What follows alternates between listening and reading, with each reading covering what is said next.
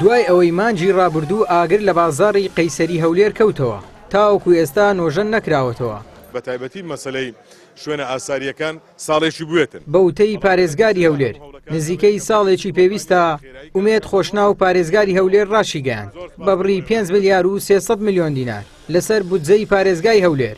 بازاڕی قەیسەری نۆژەن دەکرێتەوە.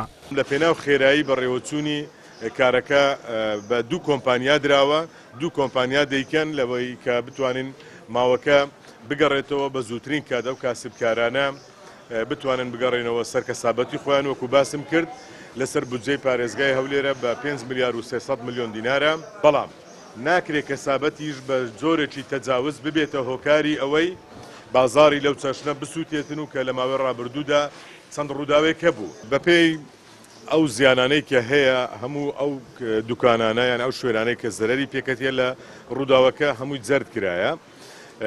ڕەنگە هەندێک پێویستی بە دەقیقتر هەبیتن، خەڵکێک زەرمەند بووە ژمارەیەک ڕادەگەیەنیتن ئەوەندە کاڵایە هەبووە شوێنی دوکانەکەی سیر دەکەی ئەگەر تارها پارەشی تێداوی ئەوەندە پارەیە لەو شوێنە جێگای نابێتەوە. ڕەنگە بەپێی ئەوەی دەرخستەکە هەیەی وەکو باسم کرد بە تایبەتی مەسەلەی شوێنە ئاساریەکان ساڵێکی بوێتن.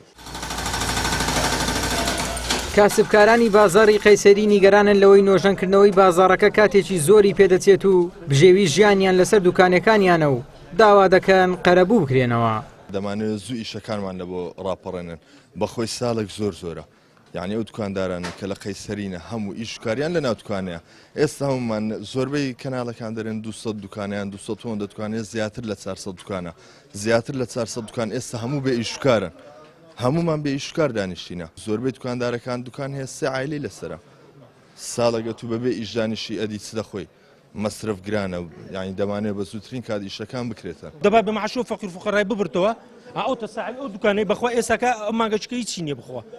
ئێوەرم ئەو ئاسارە دەرێ نابی دەست لێدە ئێ باشە معاشەشی لۆ خەرکی ببڕەوە ئێمە حافز لۆ قسەی ناکەی ساحیبی منە با هەر منظەمەکات وەنیە نات کۆتی کاکە ئەڵمانن ئەو چەند سار ئێرە ڕاجیرە کاکە وەرە معاشش لەوانە ببڕۆ لە خۆت حەزەکەش سارش کە تعمیر کۆ هیچ مشکلێکمان نییە. وەرە سارە چی مانگەک زۆرە سارێک وە دەزانی ئەوەیە هەموو کاکەم فەقیریش ئەو ساحب ئەو دوکانەی بەخوای دوو دەفتەری سارە فرۆشی ئەشیا هەموو تێکرد یەک دکەش خاتی لۆ دەرنەچوو ئەوە سارش کە دەتانی لە مارێ ئەوەبی لە مارێ دانیشەوەبی ئەوەی لە توانای حکوومەت یاریمی کوردستاندا بێت بۆ یارمەتیدانیان و بۆ نۆژەنکردنەوەی ئەم بازارە ئینشاءڵڵا تەقسیری ناکەین. لە دوای سووتانی بازاڕی قەیسەری سەرۆشی حکوومەت هاتە نێو کاسبکاران و بەڵێنی هاوکاری پێدان تاوەکو ئێستاش هاوکاری دارایی نەکراون. کاسبکاران چاوەڕێی ئەوەن سەرۆشی حکوومەت بەڵێنەکانی بکاتە کردار.